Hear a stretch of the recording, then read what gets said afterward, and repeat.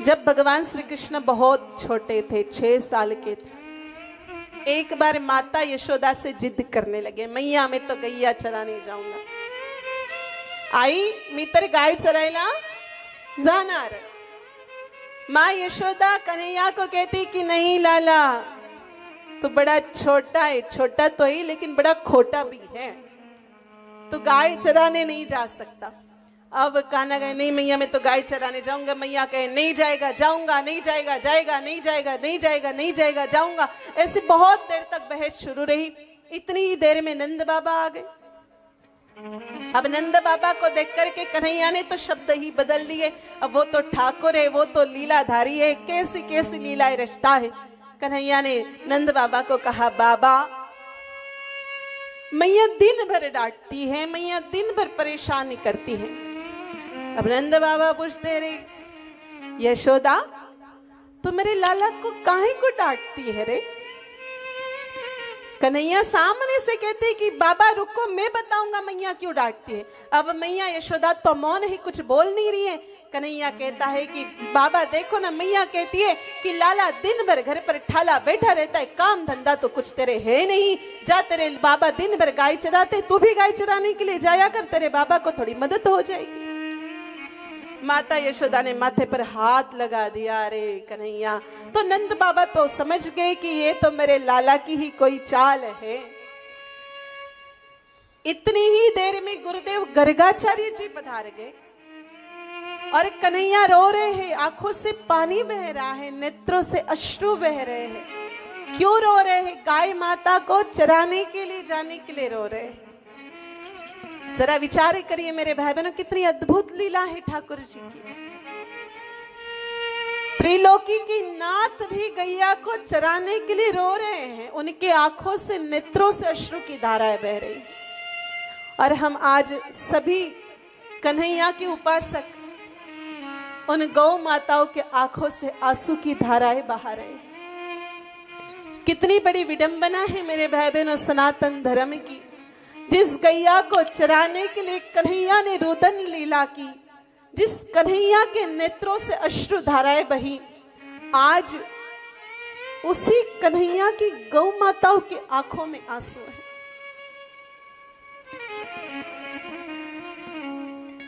जो कन्हैया गैया को चराने के लिए रो रहे हैं, आज उनकी गौ माताएं रो रही हैं। कहीं सड़कों पर एक्सीडेंट हो जाता है तब गौ माता पीड़ा से रोती है। कभी कोई कसाई जब गाय माता को जबरदस्ती खींच तान करके ले जाता है तब गौ माता रोती है। जब गाय माता भूख के मारे दर दर की ठोकरें खाती है और लोग रोटी की जगह उसको डंडा मारते हैं, तब गौ माता के आंखों से आंसू की धारा बहती। मेरे भाई बहनों, हम अपने पूरे जीवन में कुछ भी नहीं कर पाए तो कोई बात नहीं, लेकिन जिस गैया को चराने के लिए कन्हैया ने अपने नेत्रों से अश्रु की धाराएं बहाई थी, उन अश्रुओं की सौगंध खा करके हम संकल्प ले कि मैं मेरे कन्हैया की इष्ट गौ माता को कभी पीड़ा नहीं होने दूंगा। मैं मेरे जीते जी किसी भी गौ माता को कष्ट नहीं होने दूंगा। तभी हमारी सेवा सार्थक है। और इसी सेवा प्रकल्प में मेरे भाई बहनों, दवा देवी फाउंडेशन एक ऐसा दिव्य प्रकल्प है। भगवान श्री कृष्ण के उन आंसुओं की सौगंध खा करके दवा देवी फाउंडेशन संपूर्ण देश भर में एक्सीडेंटल, बीमार, रोगी, दुर्घटनाग्रस्त गौ माताओं के लिए दवाई पहुंचाने का कार्य कर रहा है। हमारे कन्हैया की एक भी गौ माता के आंखों में आंसू नहीं रहे दवाई के अभाव में, पीड़ा के कारण। मेरे कन्हैया की कोई भी गौ माता दुख के कारण, इसलिए संपूर्ण देश भर में दवा देवी फाउंडेशन ट्रस्ट दवाइयों को पहुंचाने का कार्य कर रहा है। मेरे भाई बहनों, ऐसे ऐसे स्थानों पर जहां पर हमारे युवा भाई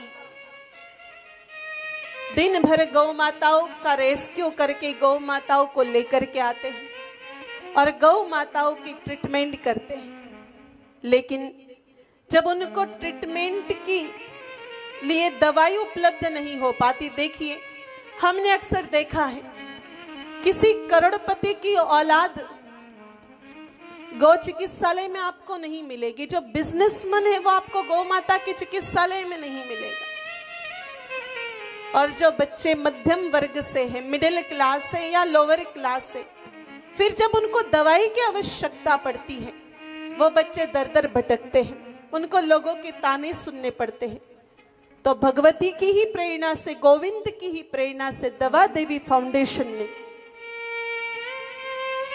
ऐसा विचार बनाया है कि देश के हर कोने में जहां से आवश्यकता की डिमांड आए कि हमें आवश्यकता है, वहां पर गौ माता के लिए निशुल्क दवाई जाएगी। और भगवती गौ माता की कृपा से अब तक 150 से अधिक गौ चिकित्सालयों में निशुल्क गौ माता की दवाई उपलब्ध करवाई गई है, मात्र 6 महीने के अंदर अंदर, मात्र 6 महीने के अंदर अंदर।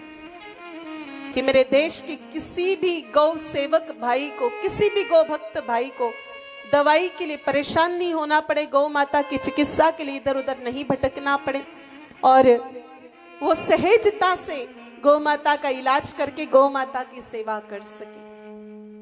बीमार, दुर्घटनाग्रस्त, रोगी गौ माताओं की सेवा बहुत मुश्किल होती है।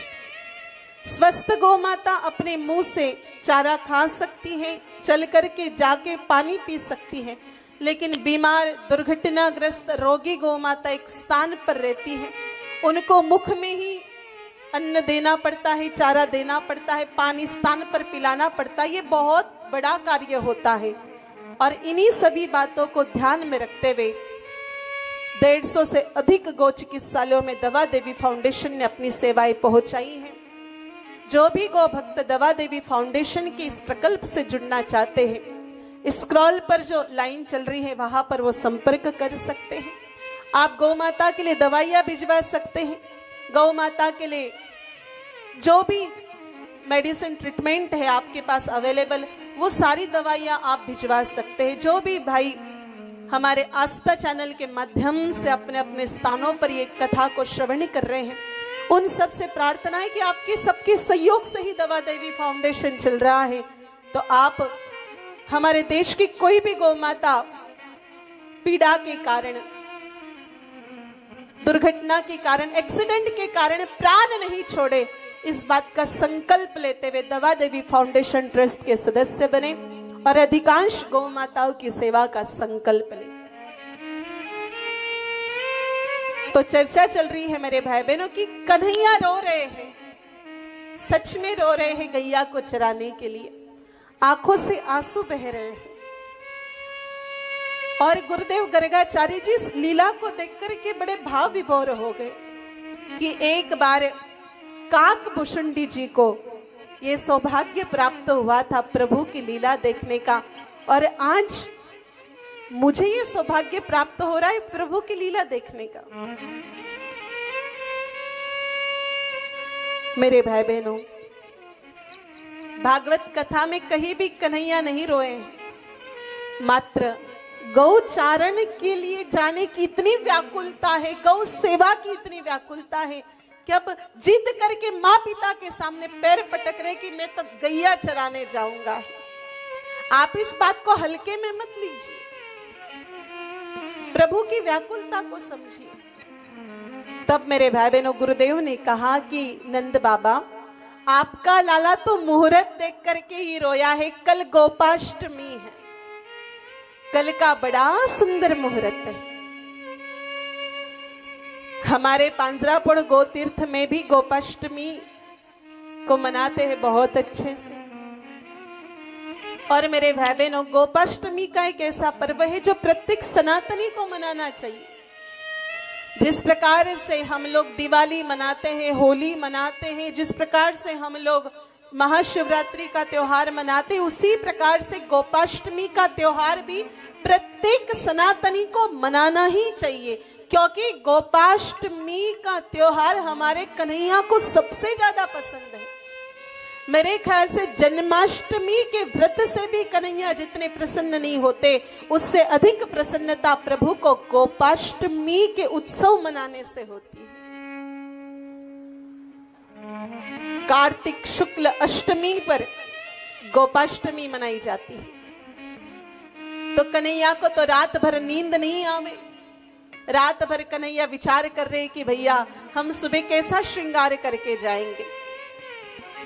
रात भर कन्हैया सोए नहीं, पूरी रात विचार करते रहे, ऐसा श्रृंगार करूंगा, वैसा श्रृंगार करूंगा।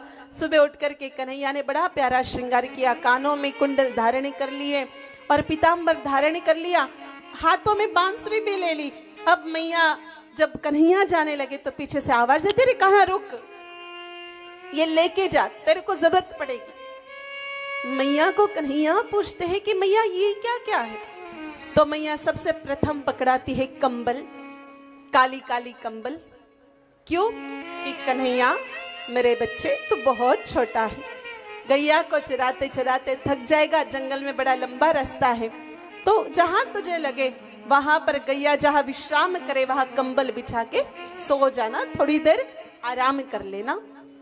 फिर कहा मैया ये डंडा किस लिए? कहा बेटा बहुत सारे ऐसे जीव हैं जो गैया को परेशान करते हैं, जब कोई जीव गैया को परेशान करे तब आप डंडा पकड़ के उसको दूर भगा देना। फिर कहा मैया ये जूतियां किस लिए? कहा कन्हैया जंगल में जा रहे हो, पैरों में कांटा चुभेगा, पत्थर चुभेगा, जूतियां तो पहन के जाना ही पड़ेगा।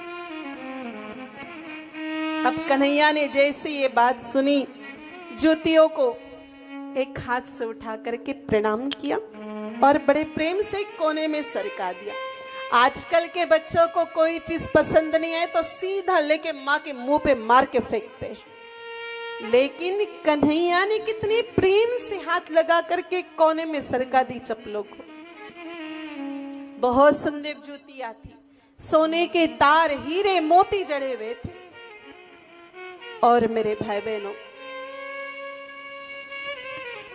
कन्हैया अपनी माँ से पूछते हैं कि माँ तू एक बात का जवाब दे, तू जब मंदिर जाती है तो जूतियां पहनती है क्या? वैसे एक बात बताओ मेरे भाई बहनों,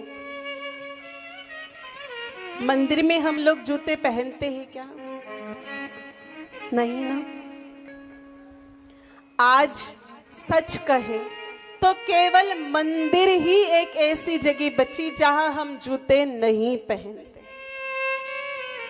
आजकल के बच्चों को 4 किताबें ज्यादा पढ़ा दो, रसोई घर में भी जूते पहन के चले जाते। और बहू सुन भाई, अगर इंग्लिश की 4 किताबें भी ज्यादा पढ़ लिख लेती ना, इंग्लिशचे 4 पुस्तक पण जास्त वाचून घेते, तो फिर तो स्वयंपाक घर में भी उसके जूते नहीं खुलते। वैसे तो देखो, रसोई हमारी यज्ञशाला है, वहां आदमी कांटों के चक्कर में चप्पल नहीं पहनता है, वहां तो आदमी केवल फैशन की चक्कर में चप्पल पहनता है। सच बात है, देखो माताओं को बुरा लग सकता है, लेकिन किचन में माताएं ओनली फॉर फॅशन करने के लिए चप्पल पहन करके जाती। वो ते काय असतं, थोडं आसपासच्या लोकांना दाखवावं लागतं की आम्ही पण थोडे मोठे खानदानचे लोक आहेत।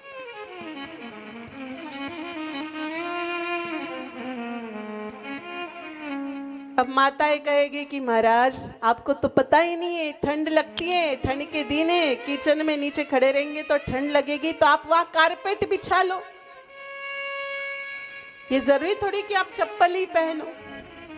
रसोई घर में तो चप्पल नहीं पहननी चाहिए, बड़ा दोष लगता है। तो भगवान श्री कृष्ण अपनी माँ से कहते हैं कि माँ आप जब खुद मंदिर जाती हो तो जूतियां पहनते हो क्या? माँ ने स्पष्ट मना कर दिया कि मंदिर में तो हमारे भगवान होते, इष्ट होते, उनके सामने जूते नहीं पहन सकते। तब भगवान ने माँ की ठुड्डी पकड़ के कहा कि मेरी प्यारी भोली मैया, सुन लीजिए अगली बात, अगर तू मंदिर में बैठे हुए एक भगवान के सामने जूते नहीं पहन सकती तो 33 कोटि देवताओं को अपने शरीर में स्थान दे करके गोलोक से मानव का कल्याण करने के लिए आई हुई उस गौ माता के सामने में जूते कैसे पहन सकता?